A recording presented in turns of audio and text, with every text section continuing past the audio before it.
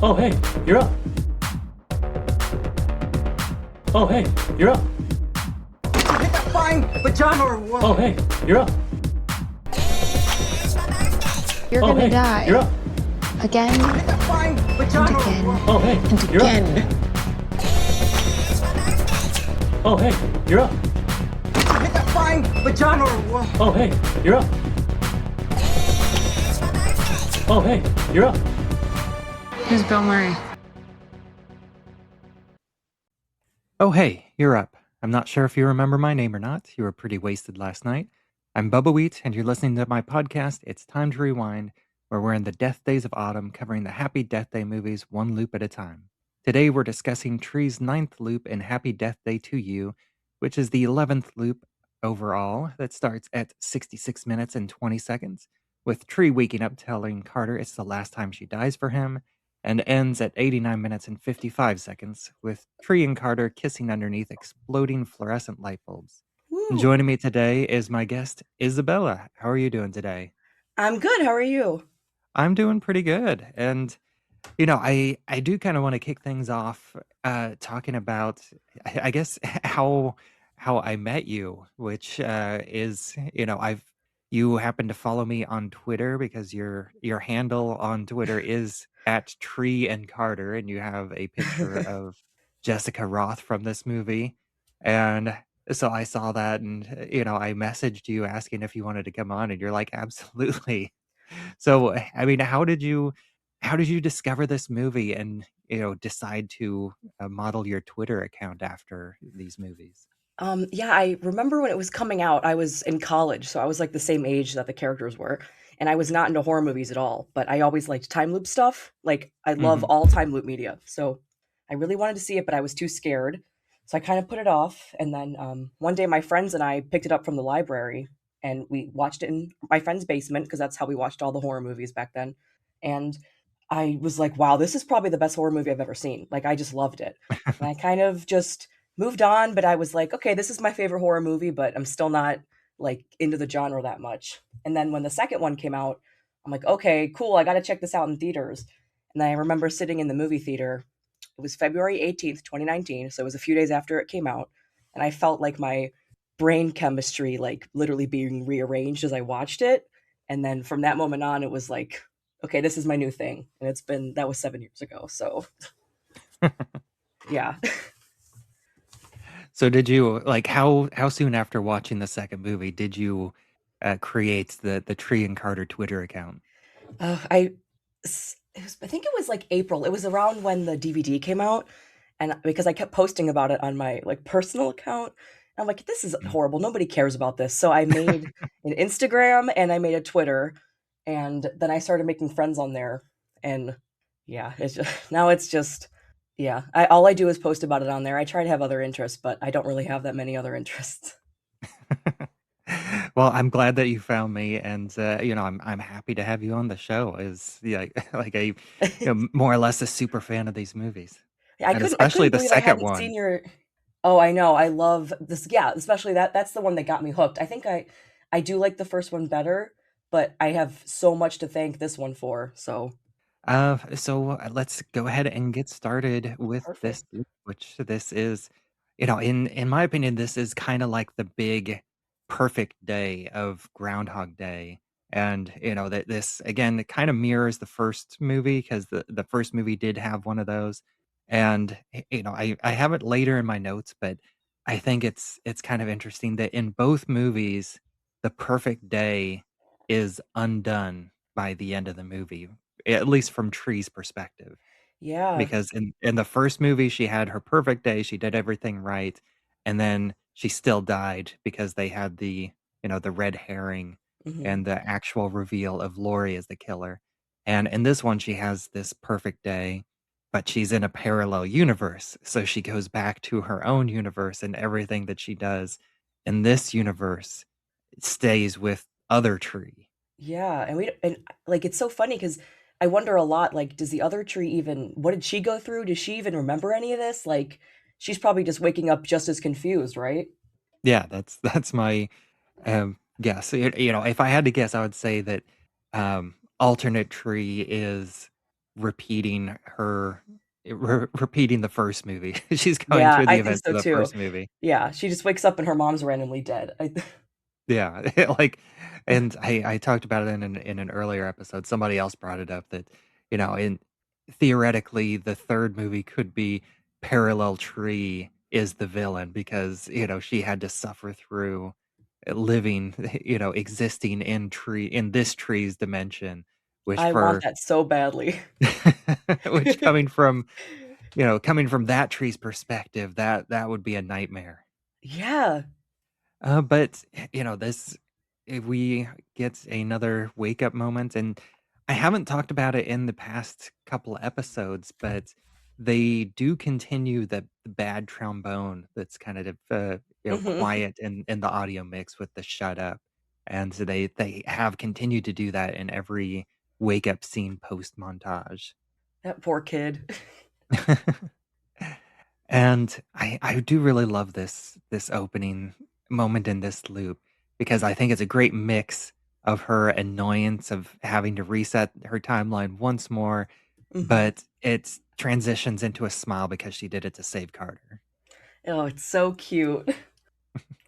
And then we move on to her going into the lab, and this is another little moments that I like where Ryan asks her if she's sure she wants to go back, even though I think it's a little out of touch with Ryan's personality, at least as far as how Yeah. little he knows Tree in this timeline. I know, it's like first thing in the morning. Yeah. Yeah.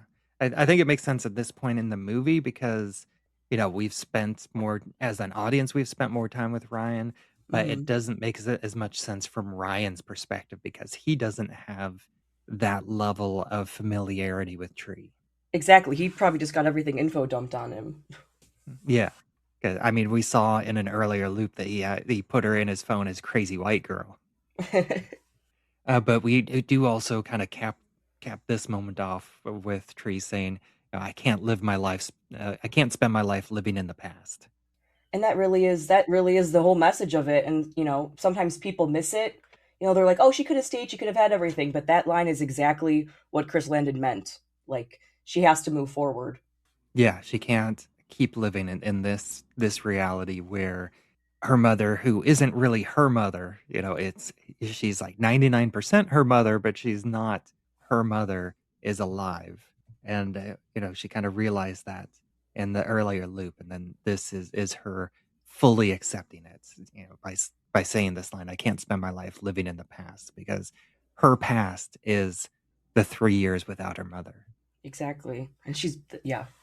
And then, she says she has some things to do, and uh, I like this moment because we do get another, what I like to call the time loop marker, because we get Lori saying she finally rolls in, Mhm. but because Tree's day was different, she went to the lab first instead of going right to the dorm. She gets to the dorm right as Lori's leaving for work. I love this. It's so fun, and the scene looks so beautiful too. Yeah. And like it's a nice excuse for a slight change of pace, but they do Mhm. get to start with that familiar line that she finally rolls in. And then she has this moment with Lori, which again, if you think about it in the context of both movies, is super complicated Oh my gosh, the because the layers. yeah, because Lori Prime is the one that killed this tree over and over again. But this Lori, I think, is kind of a pseudo tree because this Lori is the one sleeping with Gregory and Yes. having the affair. And so Tree talking to her and giving her this advice is kind of like Tree giving herself advice. This is Tree talking to past Tree. Like, she's realizing that maybe she could save someone from a similar fate that she went through. And this Yeah. is like peak Tree character development for her to be able to get to this point with Lori when she knows that she's technically the same person that caused her all that grief before, but now she's like, I really wish things could have been different with her. Yeah. And I like um I like Ruby Modine's performance here as Lori because I think I feel like I haven't talked about it as much in the second movie, but in the first movie, everybody really nails it with their nonverbal acting. Like Hmm. their subtle facial acting and Oh, just absolutely. the way that Lori reacts whenever she sees Gregory. It's like she conveys so much just Yeah, like that through little like the shudder and yeah. yeah.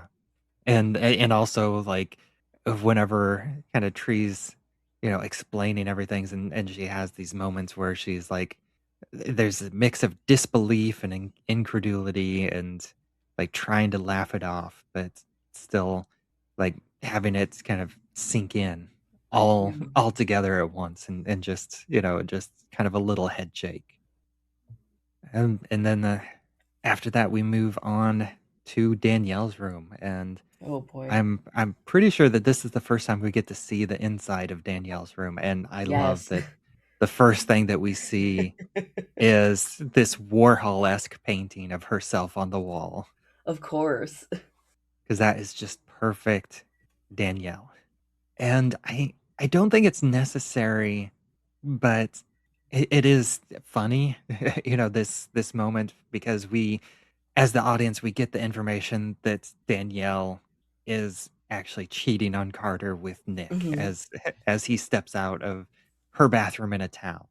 And I absolutely love this version of Nick, which it kind of feels the same as, he wasn't quite as stupid in the first movie, but he was oblivious, I think. Yeah, like you could see him going down this direction. Yeah, but I I just love this level of stupid humor with Nick. yeah, I think that that scene is so I'm glad they put it in, but it's interesting how it doesn't come back again. It's like, okay, like we know that she's cheating, but apparently Carter never finds out. She doesn't do anything with it. So it's kind of like why'd they put it in, but also it's good that you see that she and Carter are clearly never going to be a match even though you already knew that, you know? Yeah, I think this is also a little bit of, if we didn't have this scene, I think the end scene with Tree kissing Parallel Carter wouldn't work quite as well. Yeah, like it's just now it's just two cheaters, you know. Yeah. But yeah, I just love stupid Nick where Danielle is trying to explain away the fact that Nick's here. It's like, his shower's broken and he's like, my shower's No. not broken. Yeah, it's fine. And I feel like he feels very Drax from Guardians of the Galaxy in this moment too. Especially whenever he has the line, Danielle calls him dumb as a rock, and he said that that's not true because rocks don't even have brains. Like, yeah, gotcha. And I love his his cadence, the way he delivers the lines. I can't believe Um, he only has one scene in each movie. Like mm, he's a scene stealer. yeah, and especially like the pause whenever she hits him, and then he waits like 4 or 5 beats before going, ouch. Ouch. And then we kind of transition into a high comedy into the high emotional as we get her, you know, basically having this goodbye scene with her mother. Oh yeah, this is heavy. This is the scene people think of when they think about this movie. Other than the "you are gay" thing, obviously. I think this is second though. Yeah, and this is, you know, I think part of the problem that a lot of people have with the second movie is the extreme tonal shifts. And Absolutely. And I think I agree to it to a certain extent. I do love the comedy, and then this emotional scene just kind of smacks you in the face. And and then we go from this into like right back into comedy after this or kind of into tension and then back into high comedy. But this scene is it's fantastic. I think this is the best part of Tree's character growth over the course of the two movies because this is her getting the chance to say goodbye to her mother and it's kind of a great moment, and I think that the mother character plays it off well too because she gives Tree exactly what Tree needs as a character, but we don't have to have Tree explaining that she's in a parallel universe. Like Exactly. we don't. She's not like what's going on? Like what why are you she's just like, "Oh, you know what? My daughter's clearly going through something and I'm going to comfort her. It doesn't matter." Yeah, and it kind of shows that how good of a mother of this character is, and again, it makes you think that taking a step back and looking at the bigger picture, that Parallel Tree is probably in a much better position, like Absolutely. mentally, and I think she's still doing the parties, but I don't think she's partying quite as hard as Tree does, at least not on such a regular basis. The Parallel Tree is not in the affair with Gregory, even Mhm. though she did end up in Carter's bed after a night of heavy drinking. With this But that makes no sense. I have no idea how that would have transpired in this movie, but yeah, I think that's another thing where, if you think about how we see Parallel Tree just through what we don't see, I guess, she doesn't have a ton of people trying that potentially are trying to kill her. yeah, like bringing the mom to life is so important for realizing like how Tree could have became what she did because seeing like what not having this presence in her life would do, you're like, okay, like I would go crazy too. Like Mhm. Yeah, and you know, I think Jessica Roth does a great job at playing this scene, and it she does so great, and I also like that her dad is also, a good dad. That Mhm. he just immediately gives her space. He says he's going to make a few phone calls, and then he comes back in with the birthday cake, Oh, it's and perfect. yeah, and it's something that we don't see. Like, do you think that Tree had this birthday cake moment in all the previous loops in this parallel dimension? Or do you think that, through some chaos theory, which again we'll get to a little bit later this loop, do you think that this is the only time that she shares the cake again with her mom? I like to think that she like whatever she, like every day, she's like, okay, I got to kill myself. I got to focus on, closing the loop and everything. But I like to think that she will go to lunch every day and fully enjoy the lunch. So I think she probably does sit with them the whole time and have the cake every day. Cuz it's like her one moment of like I need to soak in everything I can get with my mom, you know? Yeah, I think I could see it both ways. I'm not sure if I like one answer over the other, It but definitely hits harder when, if you think about, oh, this is the only time they're doing it and it's the last time. yeah. Well, I think regardless, it still hits just as hard knowing that this is the last time and that Tree as a character understands that this is the last time that she's going to share this moment with her mom. Yeah. And and the movie itself just plays it up so well, like going into slow motion with everything, just again making this moment last as long as possible And for the score, oh my goodness. Tree. Or am I mixing it up? If I'm watching the clip and it feels, yeah, it's definitely in slow motion, at least a little bit. Not as Play much cut as, out. the end scene of the movie or the end scene of this loop. But yeah, it definitely extends that moment for as long as possible, just to give her and to give the audience a little extra time with that moment before she rejoins the rest of the group and in the quantum lab. Right, so Tree has this moment with the nerd squad, I guess, if you want to call them that. The new characters, um, Samar and Dre, along with Ryan and Carter are also there, and I do like that she does have this brief moment to get to acknowledge these new characters, even though it gives them the same importance as everyone else, even though they've had a lot less screen time over the two movies. Yeah. And then we get, the big wrinkle, the change in the structure, as I called it earlier in this episode, the chaos theory of it, where Yeah, this is when you I don't think about this too often, but it's actually really interesting Mhm. that he ends up coming a different day. Yeah, and I'm not sure if I like it or not, because I think I would have liked it a bit more if we had seen other more obvious elements of chaos theory Yes. throughout the movie where because there's a lot of things that are different in this movie, but that's all explained away through the parallel universe explanation. But this Yeah. as something where she experienced this part of this day in this dimension, but it didn't happen in previous days. So something, or if we would have seen, or they would have hinted at something that triggered the reason for the dean coming a day early rather than coming the next day like he does in, the original timeline. I agree. It does kind of just feel like, let's just throw an obstacle in, you Mhm. know? Yeah, I've always kind of felt that way about that. Either that or I think possibly the other thing that they could have done is if they never made it to this point in time in this universe. Like if this was taking place at like, you know, 6 p.m. or something like that, where, in all the previous loops, they they had completed the experiment at like 2 in the afternoon, except for that That's true. that first time where, um, she's in the hospital with that, which that takes always takes place at like 9:30 at night.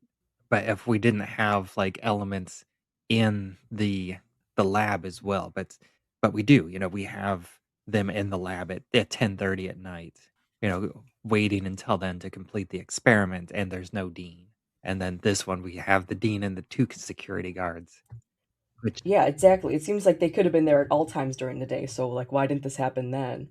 Yeah, and especially because I think it especially annoys me because this movie it's kind of created through the desire to help explain the first movie, because the first movie Mhm. had no explanation for the timeline, at least within the context of that movie. But then this movie, they introduce the explanation for the time loop, but then they add this without any explanation. So I don't know. It does bug me, especially kinda looking at it again at this granular level like I'm doing through this podcast. Mhm. And then and again, we get another wrinkle that get that again feels like a story reason rather than a character reason because they only bring it up Yes. whenever it fits the story where, they ask her, okay, we'll just reset the timeline and start again tomorrow. And then Tree brings up, well, each time I'm getting weaker and I don't know how many more times that I have, even though, just She 4 doesn't loops seem ago. like she is. The only time she really seems like she's getting weaker is the each day when she wakes up and has to go to the hospital. But yeah, Yeah. I've always kinda had a problem with that plot point, honestly, in both movies. Mhm. I think it works better in the first one, but in the second one, I'm like, if she already knows that this happens to her body, why does she kill herself in the most horrifying, gruesome ways, you know? Exactly, yes. Like, if you thought being stabbed was gonna cause all that, I'm sure that going through a wood chipper would do a lot worse to your body, right? Right, exactly, it just doesn't make any sense, and then it's like, It now does. she's concerned about dying more times. Where was this Like, concerned, girl, it's, 6 loops ago at the 3 start of the weeks ago. montage. Yeah. And she also, she Yeah. implies here, that the loop for her that there are loops that didn't happen because this is her 8th loop, which would be, a week and a day Like, oh, from Tree's exactly. perspective that she knows these other character, but she says that she knows that she's known them for weeks. See, so you have to think it's been at least probably like I would say like 15, 20 loops, for her to say weeks, right? Right. So It's weird because I like to think like in Groundhog Day it's just it's like several thousand, right? It's like 10,000 years or like they never you never know. In the well, first one, it's anywhere I would have liked between to think that it's anywhere between like 10 years and 10,000, although yeah, that's stretching it because and I agree, if you live the same day for 10,000 years you couldn't function. February 3rd comes, you could no longer function in in reality after exactly. experiencing that. Like, I thought I liked the point of the montages to imply that she's going through, like, a lot of loops. But then the first one, and then this one too, kind of puts like a number on it. They say Yeah. it's, um, I have some, well, I have some problems with that. I've counted, and I'm pretty sure it's the number that they give in the movie is slightly off. Mhm. But yeah, I would have liked if they implied that there was no real number. She didn't know how much.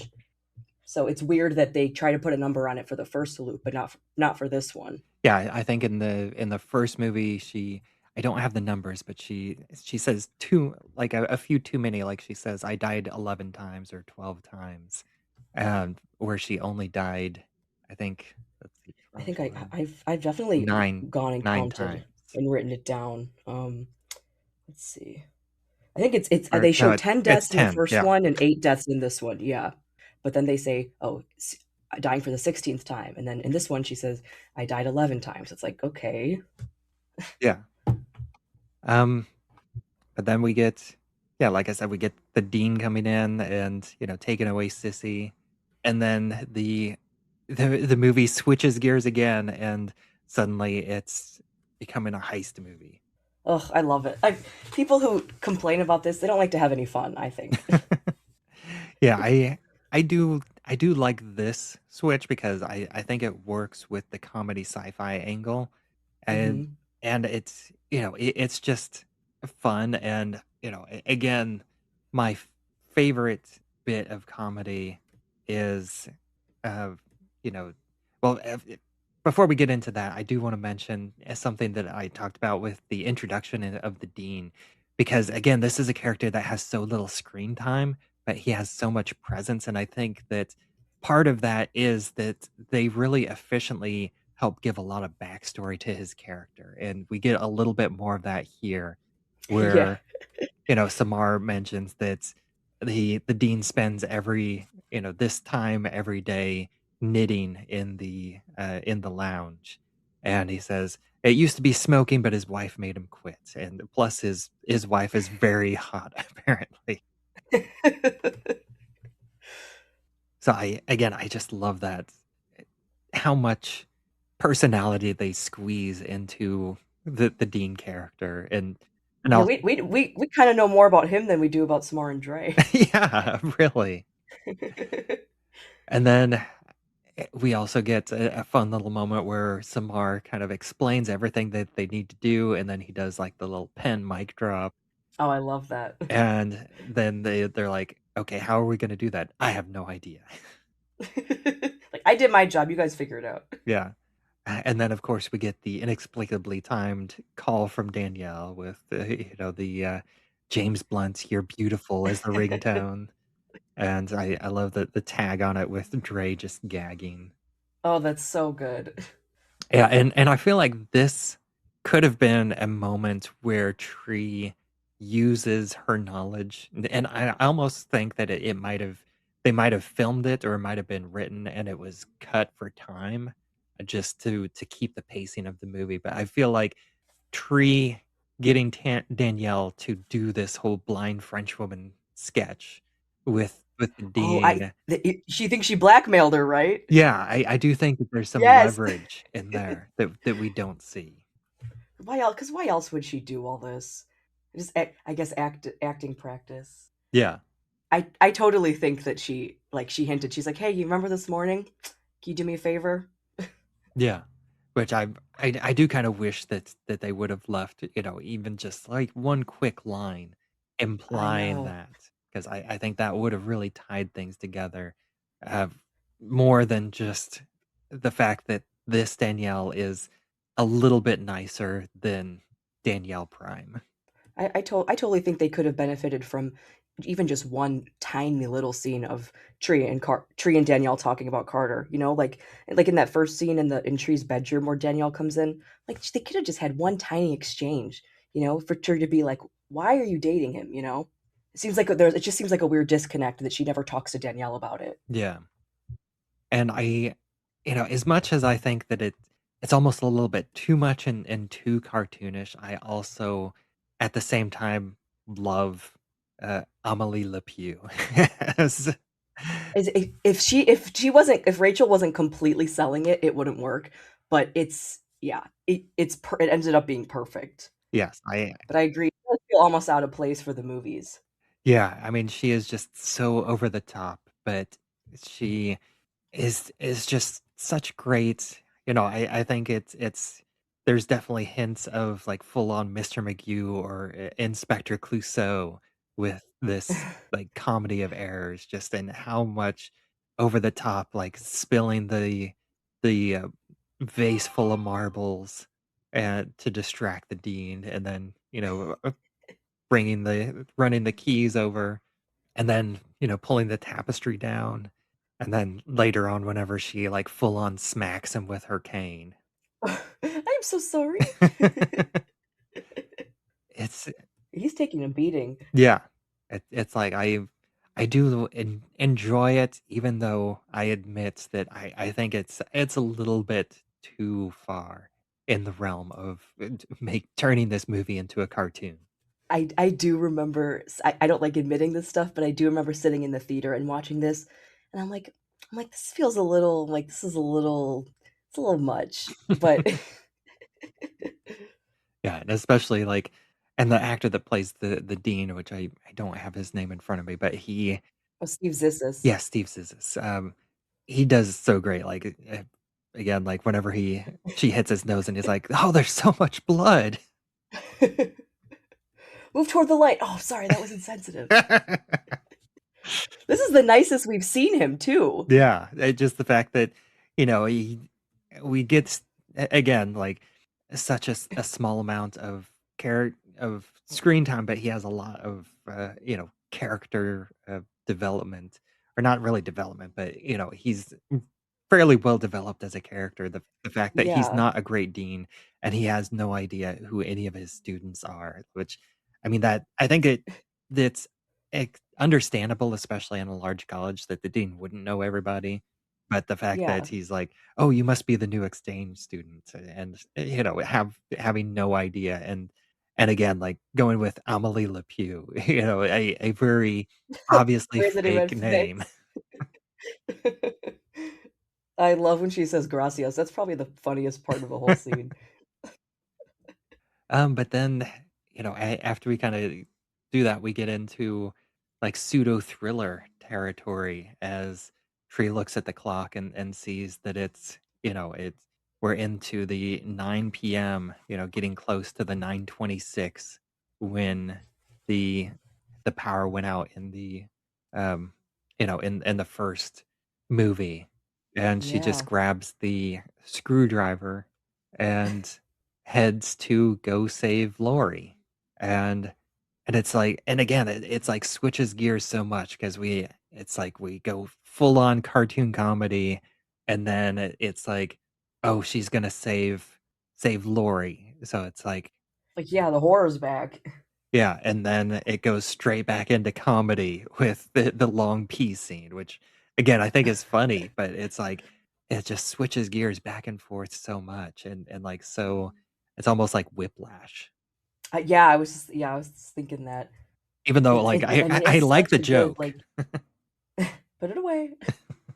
Again, like, Jessica sells it so I mean, like, everyone does such a great job in this movie, but the fact that she is able to go from, like, the most devastating thing you've ever seen to, like, super badass to, like, funny and still it is so impressive, and within, like, 5 minutes, she can do all of that. Yeah, and then and I like that she takes the beat and flushes the toilet or flushes Oh, and then the she make yeah, toilet. And then she's always got time to make a face. yeah. And then the dispatch of tombs is so quick. It's like Yes, oh my god. we don't Because he only has these 2 scenes in this movie, right? yeah. But I and again, like I've talked about it earlier this season, but I love that they bring back all these, every actor from the first movie comes back. Like not just Toombs, but it's the same actor playing the security guard as the same actress playing the nurse. Yeah. Like all these same people came back for the Yeah, second like, movie. think you gotta think about how exhausting that must have been for them to, track everybody down, like, you have to appreciate it. Yeah. And then again, and then we cut again back to full comedy, which I do love this scene with the dean. The lights are flickering, and he realizes that they stole Sissy, and then he's like, "Wait a minute, you're not blind," and he grabs her sunglasses and snaps in front of her. And again, I love the little extra beat where Danielle calls and says, "The dean's on his way. Oh, and can you get my sunglasses? I really like them." And Like that's her priority. She has no stakes in this otherwise. yeah. And then again, we go back to like horror thriller territory as a tree suddenly goes Agatha Christie again, where she, explains exactly, she knows that it's Gregory behind the mask this I time. and I wonder, do you wonder when she figured this out? Because it seemed like she was not trying to figure out who the killer was at all, for the past like hour of the movie. Yeah, it's like Like, again, it like we just don't kind of see her comes out of figure this nowhere. out. Yeah. Like, are you realizing this in real time, Tree? Because like that's with the Lori thing, she realizes it like in real time. Yeah. So I guess maybe it's the same thing here. But in that one, it's like they called attention to it. Like they had her like aha face. But Yeah, this is just like, oh, I knew this already, but you don't know when I found it out. yeah. And we get, a full on villain Gregory where, with him clapping with the knife in his hand. It's like, well played, Mr. Bond. But and we also get like, the little flashbacks slash where we get to see the murder plots beat by beat with him They figuring didn't out. have him kiss the mask like Lori did. They chickened out. Yeah, and they also like that, even though Lori's right there, she still like decides to call out, her Lori, where she says, you took a page from Lori's old playbook. Yeah, Lori's probably like, "What the hell are you talking about?" And then, we get these cutting back between, the scenes in the hospital and then the security guards trying to break through in with Sissy, which again, this is just kind of like ramping up the tension. Even though I feel like I think it undermines the tension a little bit because we do keep getting these comedy beats every time we switch back to the security guards, trying to get into Sissy, and he's like, put Mhm. your backs into it, and You guys really gotta get back in the gym. yeah, just these silly little lines, just kind of undercutting the tension of Tree's moments where she's literally battling for her life. Yeah, I agree. I do think that them with, pushing the couch against the door, that kinda goes on a little long. Hmm. And then we get the new wrinkle in this. Tree has it figured out, but not fully. As Gregory's wife comes in, and it turns out that she's in on it, and she shoots Lori. And This this yeah, this again, this like it feels almost too cartoonish, and it feels we go from a cartoon comedy movie to a cartoon action movie, where and I think this is really just because you know about, like, the alternate ending, right, and how it, like for the first movie. yeah. So this is really just Chris Landon being like, "Well, I still really liked my ending, so I'm just gonna put it in here." And I'm like, "You know what? I applaud you for doing that." Like he wanted villain Stephanie, and he's like, "I'm gonna make it happen one way or another." Yeah. And I don't get what Gregory's plan was that he shoots her anyway. Are there no cameras in this hospital at all? yeah, it's like he's doing all this without a mask and without any sort of plan to, I guess, in his mind, it's like, well, the uh, Tombs has a knife, so that can explain away all the other killings for Yeah. somehow. But he then again has like that very action movie line where he shoots his wife and says, "I want a divorce." Like, okay, you could have killed her another time, you could have slowly poisoned her or something. Yeah. It just again, it feels like this movie, especially at this point, just keeps adding these wrinkles that are more for the story beats and for the audience rather than actually being well thought out character and action beats. So like it's not something that any of these characters would actually do, but it's something to create a new wrinkle in the story to keep it interesting for the audience. Yeah, I know exactly what you mean. I saw a screening in Los Angeles at American Cinematheque had a like double feature of both movies, and there was a lot of people in the crowd for the second one that hadn't seen it, and I literally remember people being like, "What?" Like they were like, "Wait, what?" And someone's like, "Wait, what just happened?" Like there was like definitely confusing murmuring going on during like the last half.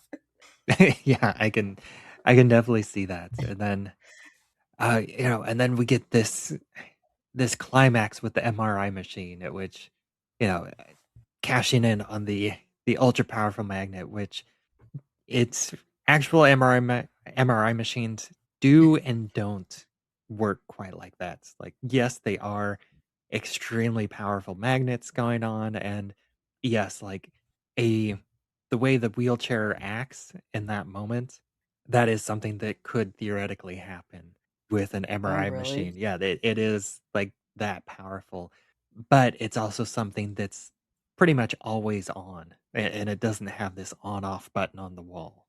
Like, And there is and the only deleted scene for this movie. Have you seen that? yeah, there's one that's earlier. I don't remember if I brought it up when it happened, but I think I brought it up early in the movie, maybe on the first episode of the second movie where she's just kind of wandering around the hospital with the gun, and then she stumbles Yeah. upon the MRI room. It's like you can see why they cut that out because it just doesn't really, Yeah, it doesn't add it's the anything. It same as her doesn't. looking over and realizing she can press it. Yeah, it doesn't really. It's something that doesn't need to be set up. Like having it set Mhm. up in the moment works just as well. But I've and again we get the action movie line of you brought a screwdriver to a gunfight. But that's uh and we get Tree dispatching uh Gregory with the screwdriver to the chest via magnet, which I think I think it's relatively satisfying. I think it works. Yeah, she picked a good weapon, like, right? It ended up working out. Yeah. And she did what she used. Although I will say that, her grabbing the screwdriver in the first place, that's something that doesn't work unless she knew about the MRI machine. So that is the one thing that I'll. I guess it's just the closest thing she could find there to a weapon, Yeah. I guess, like, what else would they have lying around? Yeah. And then, we get the bit of closure with Lori. She was shot in Oh, the stomach, thankfully, and she picked the best place to get shot in the stomach. Because, getting shot on a hospital, at least, there's even though there's, like, still nobody around. Like, I know, I'm like, I'm surprised other people even work there. yeah. And then we get this, this moment with Tree and Parallel Carter, and, let me ask you, do you th would you consider this to be cheating? Yeah, yes, I mean, yeah, technically, yeah. If you kiss someone else, he doesn't know Danielle's cheating, they never broke up or anything, so yeah, it's cheating. But I like cheating in fiction when it benefits me, you know?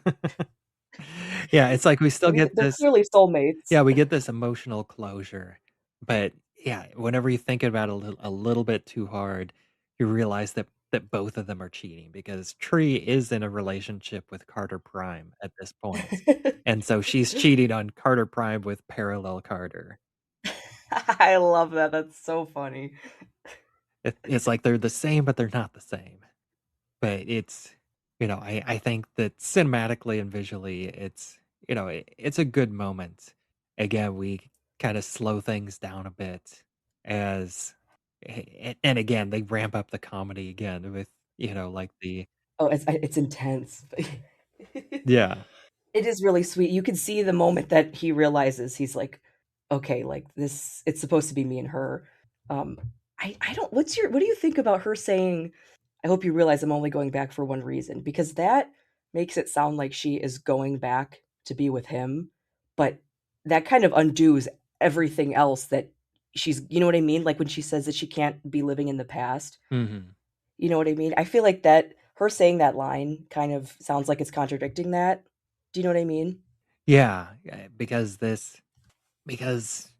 like that's something that I didn't think about, but I think that you're absolutely right. That this we had the scene earlier where Tree had the conversation with her mom, where her mom basically convinced her to go back for the chance of love with Carter Prime.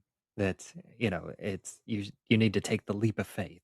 And so Hmm. that kind of gets that element. And then we get this moment with her mom and, her line of saying, I can't live in the past.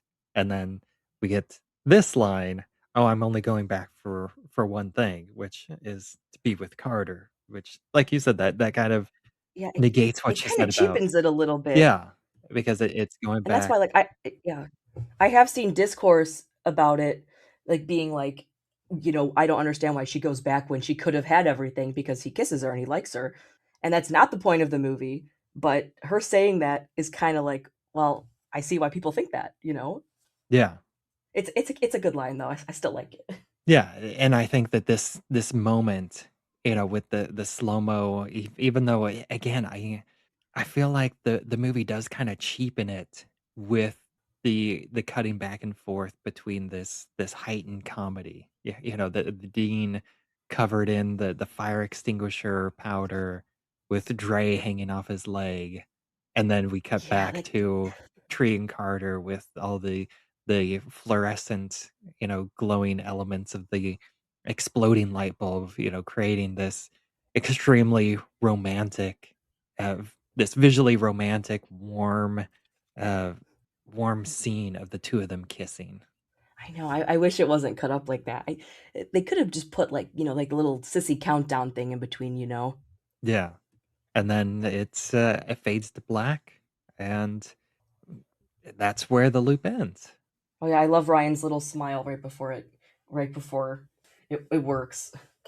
Yeah, and again, it's like we have the Dean, you know, desperately grasping for the power plug. But yeah, that's the end of this loop, and that's the end of this parallel dimension in in this movie. Something that I have been asking all my guests, this entire season, because again, Tree, most of both films take place on Tree's birthday, and yeah, in this scene we get to see her tradition of sharing a cake with a single candle and blowing it out together with her mother. So I've been asking people, do you have any birthday traditions yourself? My birthday tradition is watching Happy Death Day. I watch both movies. Um that so that's been my tradition for the past 7 years. Growing up, I mean, we used to go to like the same restaurant, but then restaurants close Mhm. and things change. So yeah, I guess that really is my only birthday tradition now is just to watch these. Nice. I mean, that's a fun one, especially, if when a movie like that does kind of hit you just in the right way. Like that's kind of my. It's not a birthday tradition, but I have the tradition with the first Crow movie that I tend to watch that every Devil's Night whenever I'm able Oh, to. that's awesome. But thank you so much for joining me. Other than your Twitter account, which at Tree and Carter, do you have anything else going on? Do you do any other podcast or anything else that you want to promote? No, I mean, no, I don't really do anything. I um, just work my normal little desk job, and then I'm just a fangirl at night. Um, I'm going to Scaradise in Tampa in a couple weeks because Jessica Roth and Ruby Modine are going to be there, Oh, nice. and they're going to do a panel. So I'm looking forward to that. Um, yeah, just being a full time fangirl. I also have a Happy Death Day Instagram account at Tree and Carter. There's not much to post about on there, but I'm hopeful. I'm just hoping for a third movie. I'm constantly campaigning for it. Yeah, I mean, we haven't heard anything since the last kind of announcement that it was happening back in the fall. So you know, with these kind of movies, you never know. They sometimes they'll just pop out of the woodwork and show up And it could be, unexpectedly. yeah. Christopher Landon has said, it's not going to take place right after, so they could film it 10 years, 15 years later, and I guess it would still make sense. So we kind of never have to give up hope. Yeah, and I'd like to see it as well. I do think that there was um, a I don't, especially digging into it the way I have been. My feeling on the second movie has diminished a bit. I still think it's a good movie, but I don't think it's a great movie as much as the first one, or as much as I did the first time. My first impression after watching it initially, and I think part of that comes down to I don't think Chris Landon is as strong as a writer as Scott Lobdell, who wrote the first movie. But again, thank you so much for joining me. And if people want to follow you, the link is in the show notes, and it's at Tree and Garter on Twitter and Instagram. And if you want to follow me, Thank you. I am Bubbawheat on all the social media. I'm most active on Threads. That's kind of where I do most of my random posting about what I'm watching and my various other podcasting projects. And if you want to follow this show, we have a Facebook group. It's Time to Rewind, a time loop group, and you can join that to discuss episodes as they come out, or have any sort of discussions or meme sharing about anything time loop related is all welcome there. And if you are enjoying this show, I would love it if you give it a 5-star rating on whatever podcatcher you're listening to, and a written review if you're able to. I'd really appreciate that to help grow the audience, and improve our search positions. Help me find more time loop lovers.